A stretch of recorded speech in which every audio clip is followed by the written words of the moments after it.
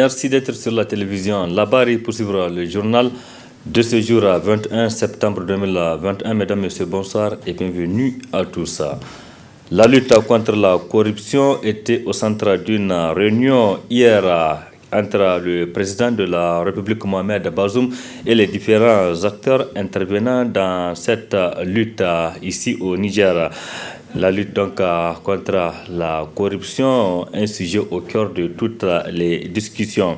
La rencontre d'hier a été vraiment donc appréciée par les uns et les autres. Pour l'acteur de la société civile nigérienne El Hadja Idi Abdou, la rencontre d'hier est à saluer et il demande par ailleurs au président de la République Mohamed Bazoum de passer à l'action tout en garantissant l'indépendance de la justice nigérienne. On l'écoute. Quand le président de la République assainit au niveau de son gouvernement et que tous ces ministres-là indélicats quittent le gouvernement, c'est le signal le plus fort et qui va rappeler aux citoyens que la volonté du président est inébranlable s'agissant de la lutte contre la corruption et le détournement des deniers publics. Deuxième acte que nous attendons du président de la République, l'expérience nous a renseigné que le privilège de juridiction et les immunités sont utilisés à d'autres fins, c'est-à-dire elles deviennent des garants de l'impunité. Vous vous souvenez, on avait demandé la mise en accusation de 2 ministres, l'Assemblée a refusé. On avait demandé la levée d'immunité d'un parlementaire, l'Assemblée a refusé. Ça veut dire que les politiques se protègent. Malheureusement, ce pan de la justice est entre les mains de l'exécutif et du législatif. Si l'Assemblée ne fait pas la mise en accusation, si l'Assemblée ne lève pas l'immunité, elle fait obstruction à la justice. Donc, c'est demander au président de la République de faire dérogation à ce privilège-là et à l'immunité quand il s'agit de la lutte contre la corruption et les infractions qui lui sont assimilées. C'est le deuxième acte. Le troisième. Vous savez, on tourne tous les organes de contrôle quand ils finissent. Les dossiers aboutissent à la justice. Donc, ça veut dire, en termes clairs, le dernier mot revient à la justice, ça veut dire sans une justice indépendante, avec des juridictions transparentes, on ne peut pas lutter contre la corruption. Et pour qu'il y ait une justice transparente, il faut que le président de la République garantisse la séparation du pouvoir, qu'on laisse les juges faire leur travail, conformément à la loi, qu'on les dote des moyens. Le pôle économique doit être autonome, c'est-à-dire indépendant du tribunal de grande instance hors classe de Niamey. Nous copions beaucoup de la France, mais pourquoi on ne fait pas un pôle comme en France? Un pôle autonome, avec son parquet et son siège, qui ne dépend pas du tribunal de Niamey, qui est autonome et doté des moyens qu'il faut pour mener à bien sa mission. Il n'y a pas de corruption sans impunité. Et il est temps d'arrêter l'impunité. Pour arrêter l'impunité, c'est que le président de la République a deux choix. Ou il choisit le peuple nigérien. S'il choisit le peuple nigérien, il doit sacrifier ses amis politiques, les alliés politiques, les milieux politiques indélicats pour que survive le Niger. S'il choisit ses amis politiques, ses alliés politiques, ses militants politiques, c'est que le Niger disparaîtra. Donc ce sont des choix qu'il a. Et j'espère, et j'aperçois des signaux quand même, qui indiquent que le président est conscient de la situation. Il est grand temps de parler moins et d'agir plus. Et ce sont des actes maintenant concrets que nous attendons du président de la République.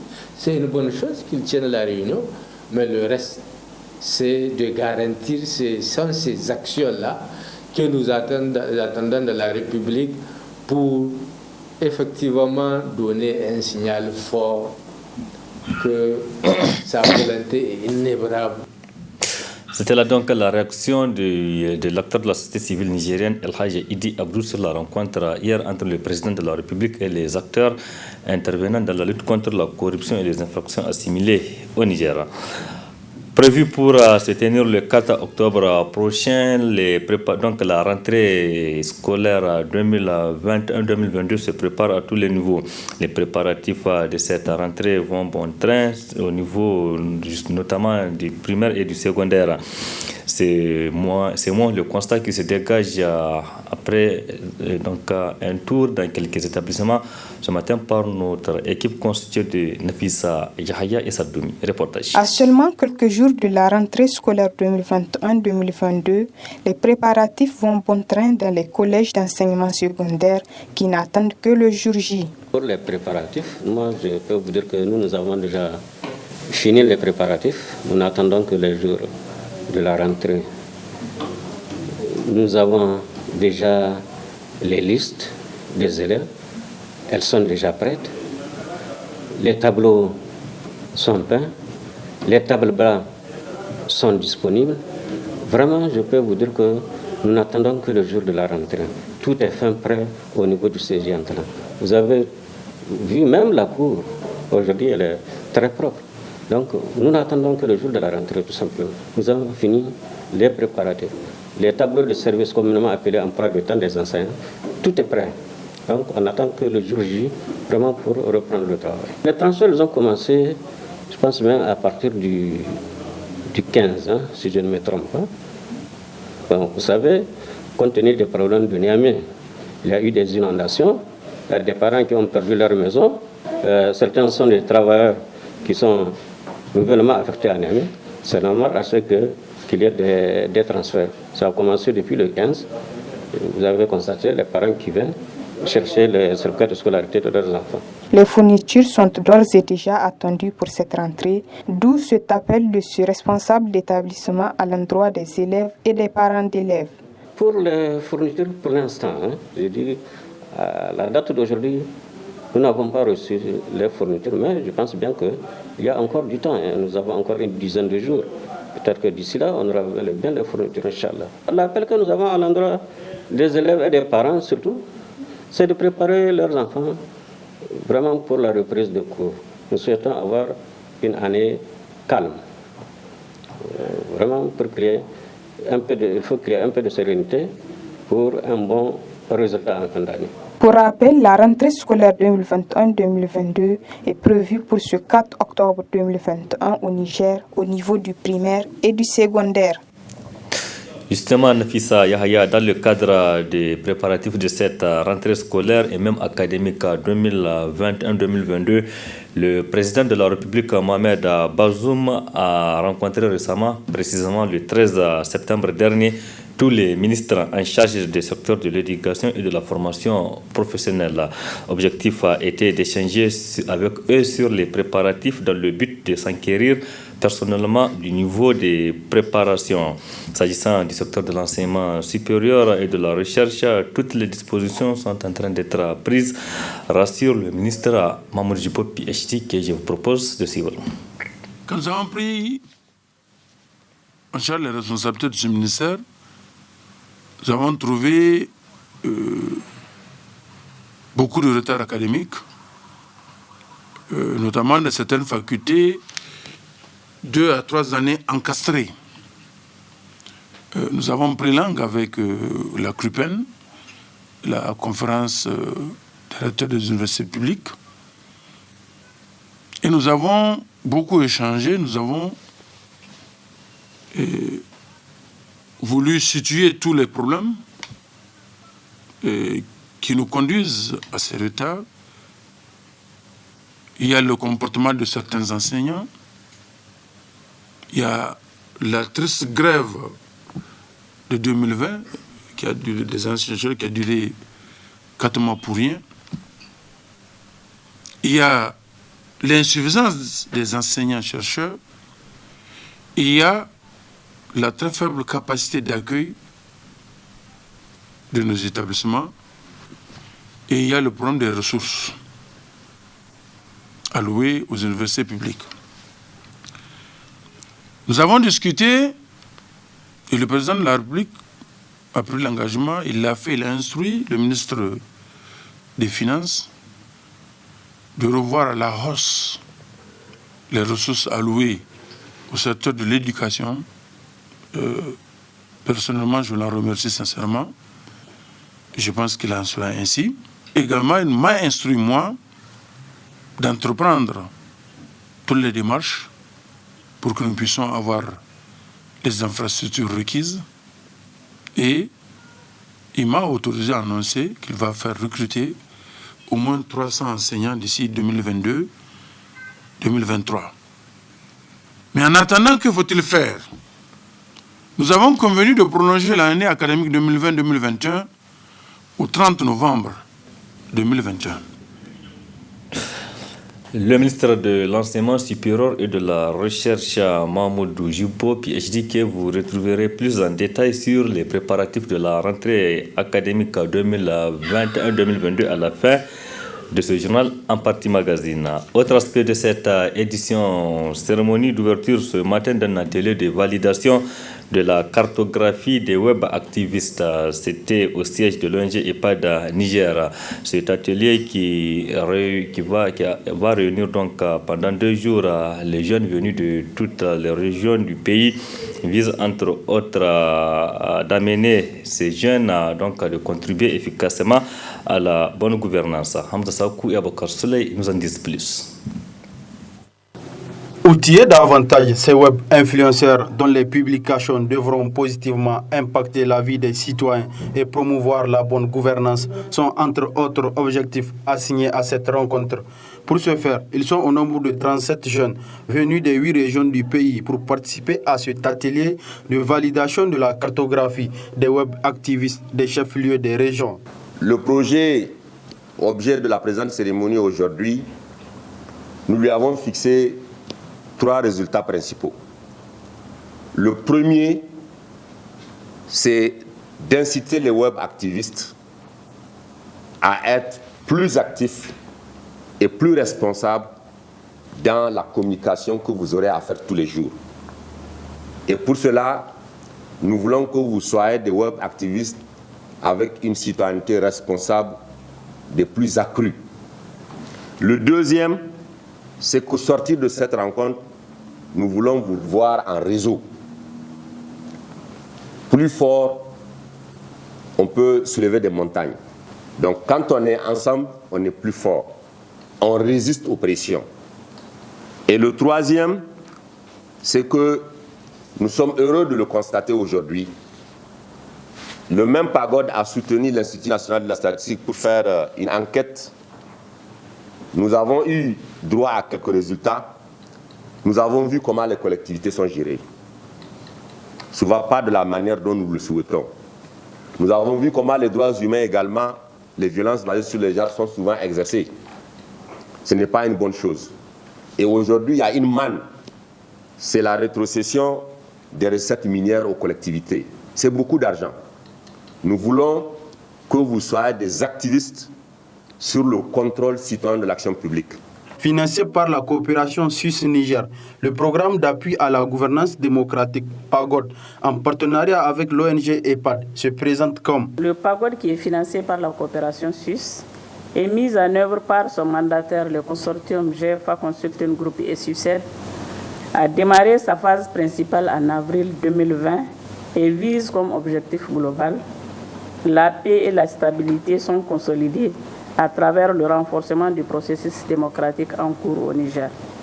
La vice-présidente de la Commission nationale des droits humains a, au terme de son allocution d'ouverture des travaux de cet atelier, salué l'initiative de l'ONG EPAD et de ses partenaires avant de se féliciter sur le choix de ce projet. Il me plaît tout d'abord de saluer cette initiative extrêmement importante de l'ONG EPAD et de ses partenaires, à savoir la coopération suisse, à travers le département de développement et de coopération, qui s'est engagé à appuyer l'État du Niger pour renforcer le processus démocratique et la bonne gouvernance à travers le programme d'appui à la gouvernance démocratique, je vais nommer le PAGOD. La Commission nationale des droits humains se félicite du choix du projet de l'ONG EPAD qui vise à promouvoir une culture de bonne gouvernance et une participation active des jeunes dans les affaires publiques au niveau local à travers l'utilisation des réseaux sociaux. À noter qu'au terme de cet atelier de 48 heures, ces jeunes influenceurs seront dans une dynamique de réseautage afin que leurs publications puissent positivement impacter la gouvernance locale et les droits humains. Rendons-nous à présent à Tillabéri. Là-bas aussi, c'est pour parler d'une autre formation du 17 au 18 septembre 2021.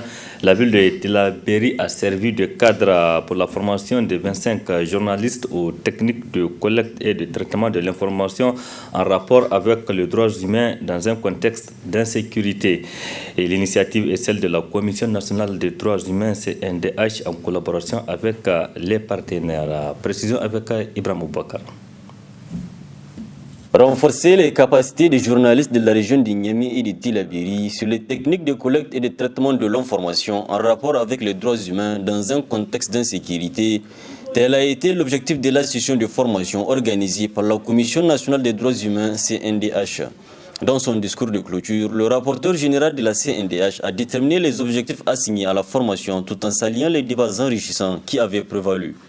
Je voudrais rendre grâce à Dieu qui nous a permis de venir à bout de 2 jours de formation, de renforcement de capacité des journalistes de la région de Tillabéri et de la région de Niamey.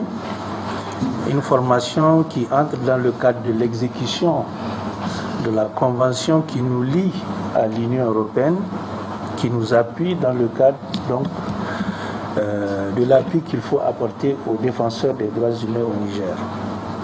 Cette activité participe aussi de la prise en compte d'une préoccupation persistante dans notre région. Il s'agit de la question sécuritaire et de la couverture médiatique qu'il faut faire donc de cette situation préoccupante. Voilà pourquoi nous avons voulu former les premiers défenseurs des droits humains que sont les journalistes, parce que même si la CNDH fait des activités, même si la société civile fait des activités, même si les autorités font des activités, si les médias ne relaient pas, il n'y aura pas d'impact. Donc, il nous a paru nécessaire donc, de renforcer leurs capacités par rapport à cette mission combien délicate. Au vu des échos que j'ai entendus, les communications ont été de qualité et la participation également. Il y a eu des débats enrichissants et donc nous pouvons à juste titre dire que les objectifs assignés à cet atelier ont été largement atteints. Très impressionné, l'autorité administrative de la ville de Tillabéri dresse le remerciement et salue la bonne tenue de la formation. Ce matin, je suis avec vous pour d'abord vous remercier d'être en tout cas dans la commune de Tillabéri pour donc cet atelier. Et Dieu merci vraiment que nous sommes à la fin de l'atelier. Dieu a fait en sorte que en tout cas l'atelier s'est bien passé et vous allez rentrer certainement chez vous en tout cas dans de très bonnes conditions. Durant 2 jours, c'est un total de 25 journalistes, 5 de la région haute et 20 de la région de Niamey qui ont bénéficié d'un renforcement de capacité à l'issue desquels des attestations leur avaient été décernées. Il faut rappeler que c'est grâce au concours financier de l'Union européenne que cette formation avait été rendue possible. Auparavant, le rapporteur général de la CNDH a adressé une mention spéciale à tous les organes de presse sans lesquels, selon ses propres mots, l'émission de la CNDH ne serait possible. Sabouri dans le bureau régional des commerçants de Niamey, dans le bureau présidé par El Hajj Soumaïla Hatimi Ila Me'a, a été renouvelé pour un nouveau mandat de 4 ans récemment.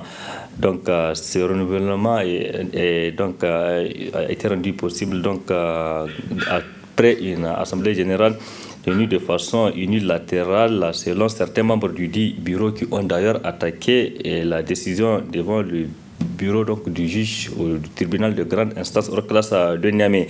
Le procès prévu pour ce mardi a été finalement reporté pour le 5 octobre prochain. N'est-ce pas, Ismaël Moumouni? Fustiger la mise en place du bureau régional de Niamey du syndicat des commerçants par Alaj Ilmaï Aya, objet de cette présence au palais de justice des opérateurs économiques du syndicat national des importateurs et exportateurs du Niger sous la houlette de Yacouba Damaradi. On a reproché à Ilmaï Aya le fait qu'il est fraudé. En principe, nous sommes des commerçants. Il est commerçant. En principe, s'il doit mettre une structure qui doit nous coiffer, s'il veut être notre patron, il veut nous diriger, il doit nous associer. Il ne nous a pas associés et on ne sait pas pourquoi. Donc c'est ce que nous voulons que le juge nous dise. Pourquoi il ne nous a pas associés? Nous ne sommes pas d'accord avec la structure qu'il a mis en place. Le procès est finalement reporté car le camp adverse dit ne pas être prêt pour l'audience de ce jour. Nous sommes passés par un référé. Bon, mais malheureusement pour nous, son avocat a expliqué qu'eux ne sont pas prêts. Et je me demande comment se fait-il que quelqu'un qui peut mettre un syndicat en place dise qu'il n'est pas prêt. Ils ne sont pas prêts, pourquoi? Bon, mais la justice, c'est la justice. Nous sommes obligés de nous soumettre, nous sommes obligés d'attendre. Le juge donc, a reprogrammé notre audience pour le 5. Mais ça, c'est ferme. Qu'il soit prêt ou qu'il ne soit pas prêt, il va rendre la décision. Rendez-vous est donc pris pour le 5 octobre prochain pour le procès au tribunal de grande instance hors classe de Niamey afin de mettre fin à ce litige. Merci Samal Moumouni. Du sport dans ce journal et c'est pour parler de cette session de formation de 5 jours qui est animée par des instances de la FIFA. Cette formation est organisée par la commission centrale des arbitres de la Fédération nigérienne de football FENIFOOT. Elle est destinée aux arbitres d'élite du football nigérien, n'est-ce pas, Brahmo Tikeri? Ils sont 35 arbitres internationaux et fédéraux à prendre part à ce cours MA destiné aux arbitres d'élite du football nigérien. Un cours scindé en 2 phases, la théorie et l'exercice physique sous la supervision des instructeurs de la FIFA. Chers arbitres, je voudrais vous féliciter. Suivre un cours MA, ce n'est pas donné à tout le monde. Il y a des arbitres qui sont encore à la maison, ils veulent être ici. Mais ils ne répondent pas aux qualités. Vous êtes ici parce que vous le méritez. Et vous devez nous prouver par votre motivation pendant toute la période du cours que vous méritez vraiment de suivre ce cours MA. Et depuis que nous sommes là, on a vu comment le Niger travaille très très très fort. Nous savons que vous êtes très très avancés. Et nous ne sommes pas là pour vous former, nous sommes là pour réviser ensemble tout ce qui concerne les lois du jeu, les analyses de clips. Ça va être une révision parce que nous savons que vous connaissez tout ça là. L'harmonisation des lois de jeu à tous les niveaux, c'est le souci premier de la commission centrale des arbitres de la FENIFOOT, dont le comité exécutif est soucieux de la formation des sifflets nigériens.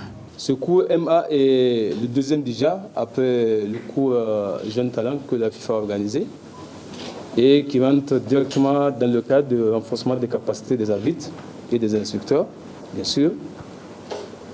Et aussi, en tout cas, un moyen privilégié d'injecter une valeur ajoutée dans la forme physique et technique des arbitres. Le comité exécutif de la Fédération nigérienne de football, dirigé par le colonel-major Joubile Hima Hamidou, n'a jamais failli et ne s'est jamais départi de la considération qu'il a pour les arbitres, étant persuadé que le développement du football passe forcément par le développement de l'arbitrage. Être arbitre n'est pas donné à tout le monde, n'est pas facile. Parce que vous devez être juge, vous devez trancher entre des antagonismes, entre des dualités.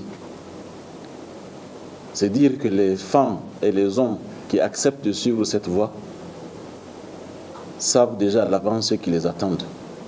C'est un rôle éminemment important et sans bon arbitre, on ne peut pas avoir de bon football. C'est pour ça que la Fédération nigérienne de football en a fait un sacerdoce. Au terme de cette formation MA des arbitres d'élite, il est attendu de la part des participants une application stricte des lois de jeu du football. Merci Brahma Tikri. Entre le sport et la culture, c'est juste un petit pas. Parlons donc de la culture de cette édition. En marge des festivités de la Cure Salée édition 2021 qui se tient à Ingal, un événement emblématique de toutes les activités du secteur de l'élevage au cours duquel plusieurs manifestations culturelles sont organisées. C'est l'exemple de la danse Touareg qui a attiré l'attention de nos confrères du studio Kalangou. Je vais plutôt.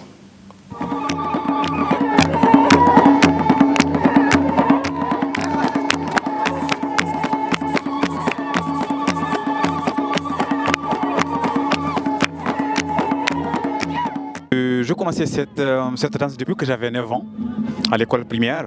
J'avais mon professeur qui voulait qu'à chaque fois, c'est dans l'école samedi matin, j'organise des spectacles avec mes amis. Et depuis lors, je me suis dit la culture, c'est vraiment l'être humain, c'est une boîte à lettres. Et je suis revenu dans mon village natal, Liferouane. J'ai créé un centre après la rébellion de 1990 à 1997. Et j'ai créé un centre qui s'appelle Zozodinga. Donc dans ce centre, j'ai formé plus de 480 personnes qui sont de jeunes pour transmettre la culture. Ce n'est pas seulement la danse, il y a la danse, il y a la poésie, il y a l'écriture, il y a les contes. Et il y a aussi des petites activités magiques touareg. La danse qu'on entend ici, ce n'est pas la danse ce n'est pas les mêmes noms que la première. Il y a Tendement, il y a Ilengeten, il y a Telewankan, il y a aussi Dugdugun. Donc c'est des danses qui ont des noms spéciaux et c'est des danses il y a spécialement des danses de trance. Et dans la région d'Agadez, dans toute la région d'Agadez, les danses sont différentes. Et dans chaque vallée, il y a un autre style de danse. Mais moi, j'ai eu la chance quand même de sillonner toute la région d'Agadez. Et je fais pas mal de spectacles un peu partout. Danse touareg, c'est une danse... Il y a 3 choses dans la danse touareg. Il y a l'endurance, il y a aussi la joie et il y a l'élégance. Donc pour moi, un danseur qui n'est pas élégant, ce n'est pas un danseur. Un danseur qui n'a pas d'endurance, qui n'est pas musclé, ce n'est pas un danseur. Un danseur qui n'a pas de joie, la fierté de l'être comme il est, pour moi, ce n'est pas un danseur. Donc du coup, je leur donne le courage d'avoir ces 3 choses pour quand même accepter une certaine vision de la culture.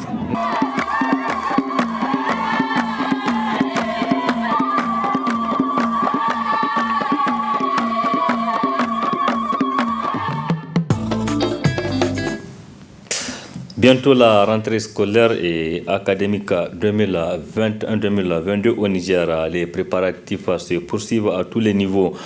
Dans le secteur de l'enseignement supérieur et de la recherche, tout se passe bien. Toutes les dispositions sont en train d'être prises pour permettre aux enseignants, mais aussi aux enseignants-chercheurs, mais aussi aux étudiants de travailler dans des conditions acceptables, rassure le ministre de l'Enseignement supérieur et de la Recherche, professeur Mahmoud Jibo, PhD, que je vous invite à suivre en partie magazine de cette édition. Très bonne réception. Excellente nuit à toutes et à tous. Le devoir de l'État, c'est d'abord d'assurer une éducation complète à tous les citoyens, sans exception, y compris par la correction des inégalités entre sexes, entre âges, entre milieux, de faire en sorte que le Nigérien accède à la connaissance, accède à la technicité pour être capable de conduire un développement harmonieux et durable du pays. Vous savez que dans tous les pays du monde, le développement passe par le développement de l'éducation. C'est par l'éducation que l'on forme les cadres. C'est par l'éducation que l'on réfléchit à la solution des problèmes. D'abord, qu'on réfléchit aux vrais problèmes du pays, à la recherche de solutions des problèmes, à la mise en œuvre des solutions les plus efficaces et les plus adaptées. L'éducation est un système qui va du préscolaire à l'université. Et le segment de l'éducation le plus déterminant, c'est l'enseignement supérieur.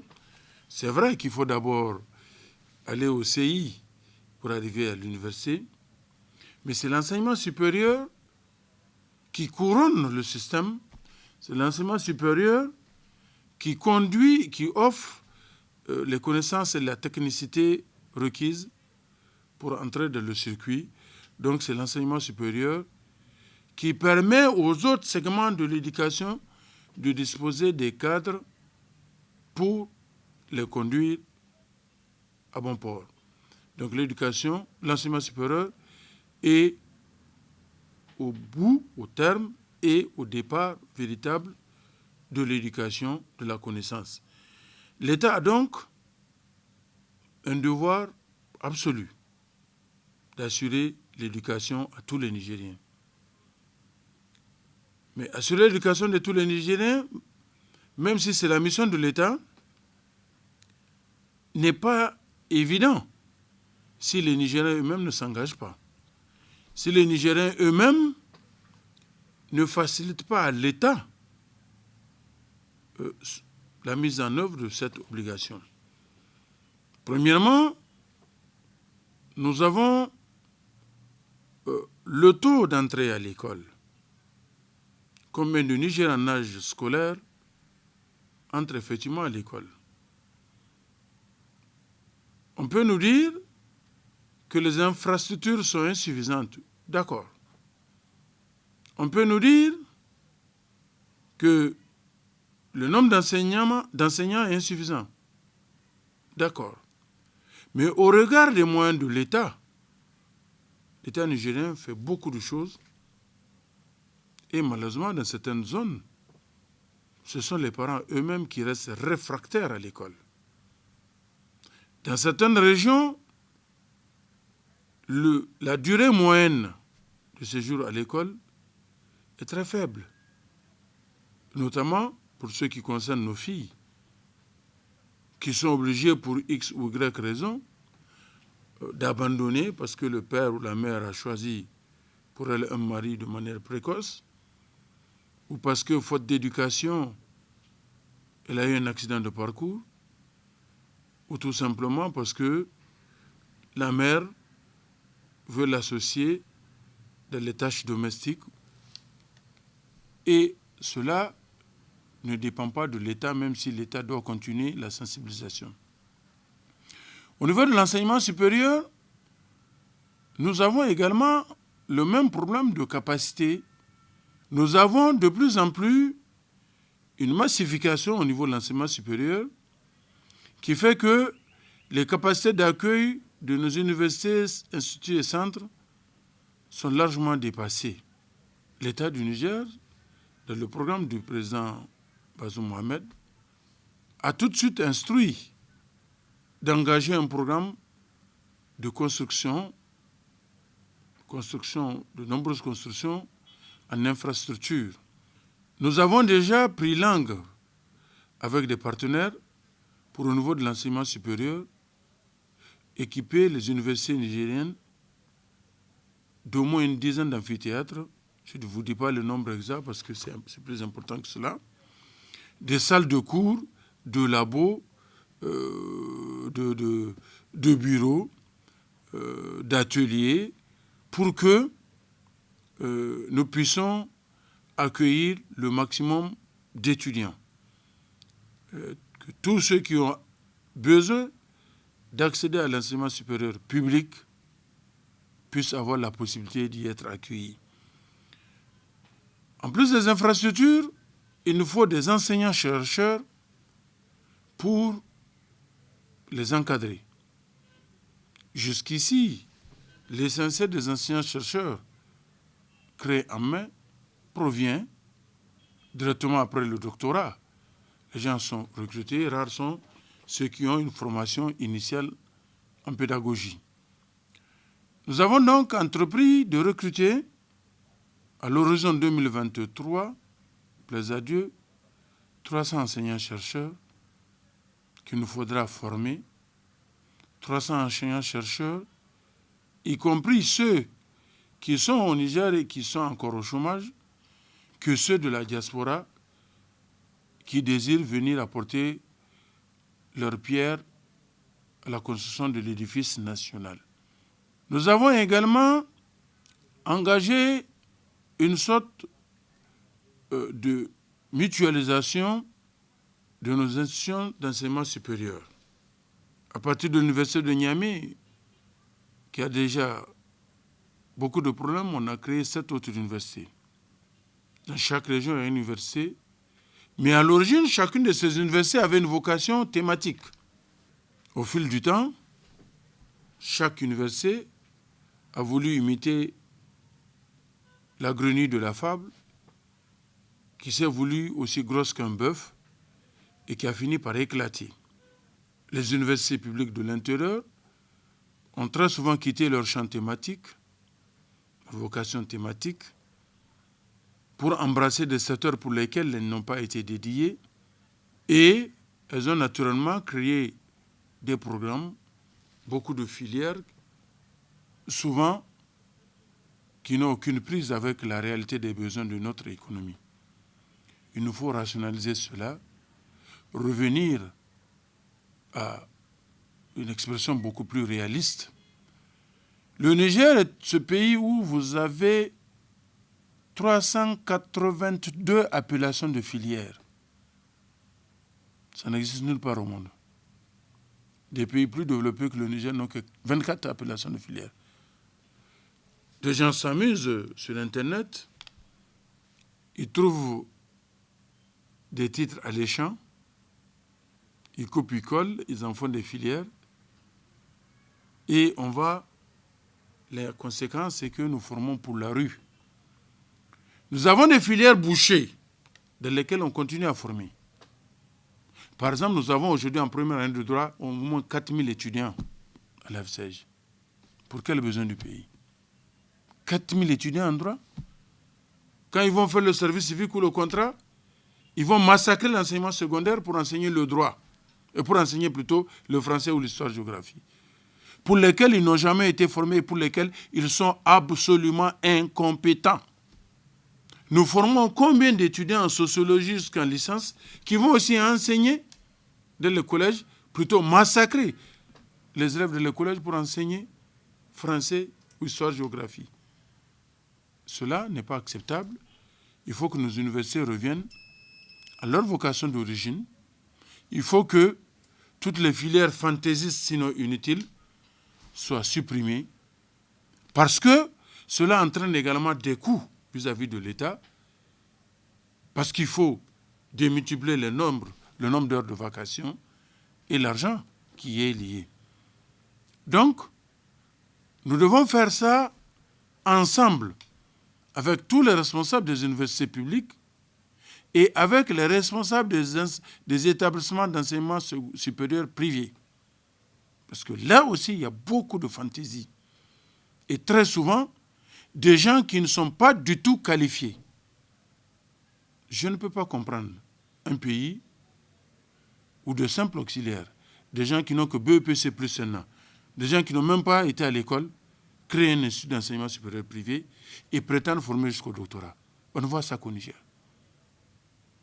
Je ne peux pas comprendre que sur le même espace se développent plus d'une centaine d'instituts, de centres, qui font souvent la même chose.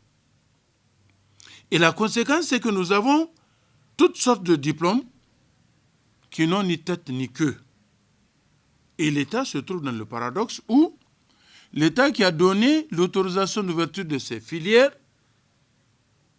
revient exiger une équivalence pour le diplôme issu de l'enseignement de ces filières. Donc nous allons normaliser pour que nous ayons des diplômes uniques pour l'ensemble de l'enseignement supérieur du Niger, que ce soit les mêmes licences, que ce soit les mêmes masters, que ce soit les mêmes profils d'entrée et les mêmes profils de sortie, avec les mêmes programmes pour tout le monde. C'est la qualité des infrastructures et des équipements, c'est la qualité des enseignants qui détermineront la sélection à faire. Eh bien, que les établissements qui ne sont pas capables de tenir tête à cette norme disparaissent de leur mort. Tout le monde sera tranquille. Ceux qui ont la volonté, qui ont la compétence, vont continuer à travailler pour le développement du Niger. Nous avons également estimé que le Niger, de par son immensité, 1 267 000 km², ce n'est pas petit à couvrir. Les distances sont grandes. Moi, je suis enseignant-chercheur. Je dois donner un cours. Je donne le même cours à Niamey, je dois donner le même cours à Zender. De par mes fonctions, je n'ai pas la disponibilité pour me déplacer, aller à Zender ou aller régulièrement à la fac. Or, les technologies offrent aujourd'hui les possibilités de l'enseignement virtuel ou carrément à distance. Nous pouvons, je peux de mon bureau dispenser mon cours qui soit suivi aussi bien à Niamey, à Zender, à Agadez, Tawa ou n'importe où. Donc nous avons pensé qu'il faut mettre en interconnexion l'ensemble de nos institutions d'enseignement supérieur public en attendant de pouvoir le faire avec le privé et de créer des plateformes pédagogiques pour permettre d'assurer cet enseignement virtuel ou à distance. Évidemment, la Covid-19 est venue rendre évidente cette nécessité. Elle ne fait que partie de notre ambition. Nous avons également un problème de maîtrise des effectifs, au point où aujourd'hui, quelqu'un peut s'inscrire sous le nom de Mahmoud Jibo, ici à Niamey, et aller s'inscrire à Zender ou à Difa sous le nom de Jibo Mahmoudou et bénéficier de la bourse. Notre objectif est de créer un guichet unique pour les inscriptions, pour que chacun ait un seul numéro et qu'il puisse être identifié pour éviter les doublons, aussi bien au niveau des inscriptions qu'au niveau du bénéfice de la bourse. Nous voulons également regarder du côté des œuvres universitaires, où je retrouve le même système que j'ai connu en octobre 1978 quand je suis entré à l'université. Aller acheter mon ticket de restaurant, venir faire la queue, aller me faire servir, faire la queue pour prendre le bus, pour acheter le ticket de bus, ça n'existe plus nulle part au monde. Nous allons donc essayer de transformer pour que cesse ces queues interminables devant les restaurants universitaires. Et je vous dis, par exemple, quand vous avez un enseignement qui finit à midi moins le quart, peu d'étudiants sont concentrés sur votre cours. Chacun passe déjà au restaurant, à la queue, ou au bus qui risque de rater. Il faut changer cela. Pour l'instant, ce n'est pas la position du gouvernement. Mais je me dis que le Niger peut bien essayer de privatiser le transport des étudiants. On a combien de compagnies privées de transport qui peuvent mettre 50-60 bus à la disposition de l'université? Voilà le ticket de bus, le coût réel, c'est 40 francs. Voilà la subvention de l'État et que l'État paye. Nous pouvons également privatiser le restaurant universitaire. On cherche des prestataires qui vont assurer l'alimentation des étudiants. Nous n'en avons plus à devoir transformer le ministre de l'Enseignement supérieur en épicier. Je suis obligé chaque jour de gérer des stocks de vivres. Il n'y a pas de pâte alimentaire. Le boucher ne veut plus amener la viande ou les pâtes alimentaires sont terminées. Mais bon Dieu, ce n'est pas la fonction d'un ministre. Il vaut mieux s'occuper de la réflexion, de la conception, de la mise en œuvre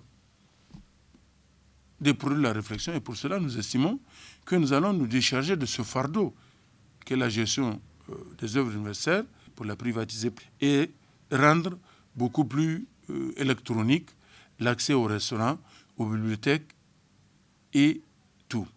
Il nous faut trouver également le moyen d'arrêter les arriérés de paiement de bourse. Et pour cela, nous sommes en discussion avec certaines institutions pour voir comment nous pouvons bancariser les bourses pour que la banque que nous allons retenir puisse payer chaque mois, à terme échu, les bourses des étudiants bénéficiaires de la bourse nationale, les salaires des enseignants, pour qu'un retard qui peut être lié à une tension de trésorerie n'impacte pas le déroulement des cours. Voilà en quelques mots les ambitions que le programme du président de la République m'a été donné à traduire en actes dans les meilleurs délais. Le Niger est le pays où les frais d'inscription sont les plus bas de toute la région africaine. On paye 10 000 francs. Ce n'est pas normal. 10 000 francs à l'université, ce n'est pas normal. Tous les citoyens ont accès, et c'est justement cette facilité de l'accessibilité à l'université qui fait que nous avons des effectifs pléthoriques que nous n'arrivons pas à gérer. Et les écoles, les facultés recrutent le maximum. Et nous sommes aujourd'hui dans des situations compliquées. Prenez la faculté de lettres et sciences humaines. Nous avons à peu près 12 000 étudiants. Nous n'avons que 39 salles de cours. Ça impose de la gymnastique. À la faculté de sciences juridiques et politiques, en première année, les 3 années cumulées, nous avons autour de 4 000 étudiants. L'unique amphi de grande capacité à 1000 places.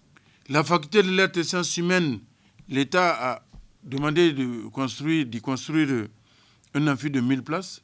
La première année de tronc commun, en octobre 2020, était de 3 000.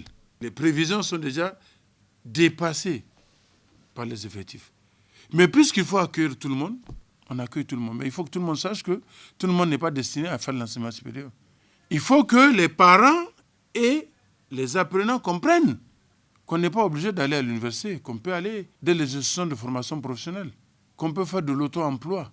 L'État a créé, et à l'université Abdou de Niamey, par exemple, pour permettre le libre accès à tous. Le restaurant est ouvert à tous les étudiants, alors que normalement, le restaurant universitaire n'est réservé qu'aux bénéficiaires de la bourse nationale. Il y a même des pirates qui viennent manger, de telle sorte qu'on enregistre des pertes énormes. Au Niger, en plus de la bourse, il y a même une aide sociale qui est octroyée aux autres. Un pays qui accorde autant de bénéfices à ses citoyens, je pense que c'est rare et nous devons en être félicités. Malheureusement, nous avons en face de nous des étudiants qui disent clairement que eux, c'est le social qui prime. La bourse, la restauration, les conditions d'hébergement. Cela sous-entend tant pis pour l'académique. Là, c'est une catastrophe. Nonobstant le fait qu'il faut être étudiant d'abord pour mériter la bourse et les œuvres universitaires, nous sommes arrivés à un stade où nos étudiants, puisqu'ils se considèrent être à l'origine de la démocratie au Niger avec les événements du 9 février, réclament même le droit de réformer les programmes. Ils demandent à venir s'asseoir avec nous, en partenaire s'il vous plaît, pour que nous autorisons ce qu'eux ils veulent. Entre autres, que nous dérogeons au principe d'un seul doublement par programme. Autrement dit, dans le programme de licence, vous ne pouvez pas doubler plus d'une fois. Au programme de master, vous ne pouvez pas doubler plus d'une fois. L'ambition est qu'on leur permette de doubler 2 fois. Ça, nous ne pouvons pas l'accepter. Il faut que nos étudiants comprennent que l'université, c'est d'abord pour apprendre. Ce n'est pas pour revendiquer continuellement et éternellement. Ce n'est pas pour la politique. Il faut que la politique sorte de nos amphis, de nos salles de cours, de nos labos, pour y laisser s'installer la recherche de la connaissance, la curiosité scientifique et l'engagement d'apprendre. Or cela, l'État ne peut pas ouvrir l'écran des gens pour les mettre dedans. Il faut que chacun s'assume, à commencer par les parents, qui malheureusement, de plus en plus, ont démissionné. Vous pouvez avoir une école de 600 élèves, vous convoquez l'association des parents d'élèves, vous n'avez pas 10 personnes. J'ai connu des établissements où des parents convoqués sont venus dire aux responsables de l'établissement « Ah, ça c'est votre responsabilité, moi je vous l'ai confié. Il ne faut plus m'appeler. » Ce sont les enseignants qui ont fabriqué les enfants. Il faut arrêter, que chacun s'assume. La redevabilité, c'est aussi pour vous, chers parents. Nous travaillons avec la qualité. Nous avons ici au ministère une direction générale de l'assurance qualité que j'envisage même diriger en agence nationale d'assurance qualité. Et tous les établissements d'enseignement supérieur et de recherche ont créé en leur sein une structure d'assurance qualité. La qualité de l'enseignement supérieur, c'est au quotidien que ça se vit. C'est précisément pour garantir cette qualité que nous nous évertuons, y compris en nous endettant, pour assurer le maximum d'infrastructures, pour assurer le recrutement du maximum d'enseignants, pour former au préalable ces enseignants et pour les mettre dans les conditions d'études. Nous serons au rendez-vous et pour l'instant, nous n'avons pas de gros contingents qui vont au CAMES. Mais par rapport au contingent d'enseignants, chercheurs et de chercheurs nigériens qui vont au CAMES, le taux de réussite des candidats nigériens n'est pas du tout à déplorer, bien au contraire, il est à saluer. Par contre, le système éducatif, pour être performant, doit au moins atteindre 84% de taux de réussite, ce qui est loin des 21% du BEPC, ce qui est loin des 25% du baccalauréat. Mais ça, c'est le niveau réel. Comment pouvez-vous améliorer l'efficacité d'un système quand c'est un seul acteur du système qui s'y évertue? C'est seulement l'État qui crée les conditions. Les parents sont absents par démission. Les élèves et étudiants sont tous des syndicalistes. Tout le monde est à la recherche de gains faciles. Les enseignants, de plus en plus qui viennent, notamment les civicards et les contractuels, ne vont à l'enseignement que pour échapper au chômage. Or, l'enseignement est un sacerdoce qu'il faut savoir porter. Il faut d'abord de la motivation. Je veux être enseignant, c'est pour ça que j'y suis. Moi qui vous parle, j'enseigne depuis 1980. Et quand des enseignants du primaire ou du collège viennent se plaindre, ah, moi je suis fatigué, ça fait 10 ans ou 15 ans que j'enseigne, il faut me trouver un bureau, j'ai dit non, vous vous moquez des gens. Tous les postes que j'ai occupés ne m'ont jamais empêché d'enseigner. Pourquoi vous ne voulez pas enseigner? Les gens n'aiment pas la brousse, mais ce n'est pas des Nigériens qui sont en brousse. Dans les campagnes, ce ne sont pas des Nigériens. Pourquoi tout le monde veut être à Niamey? Il faut corriger. À Niamey, vous avez des classes où vous avez plusieurs enseignantes qui sont assises pour une seule classe. Il y a des villages entiers où il n'y a personne. Dans les régions, souvent, des enseignants, ils quittent le lundi ou le vendredi, ils ne reviennent que le mercredi pour faire 2 ou 3 jours. Tout ça, il nous faut un dispositif qui peut permettre, au niveau de l'éducation nationale, de préparer correctement des gens qui auront un niveau pour arriver à l'enseignement supérieur. Parce que, écoutez, on ne peut pas redresser une corne tordue. Ce n'est pas possible.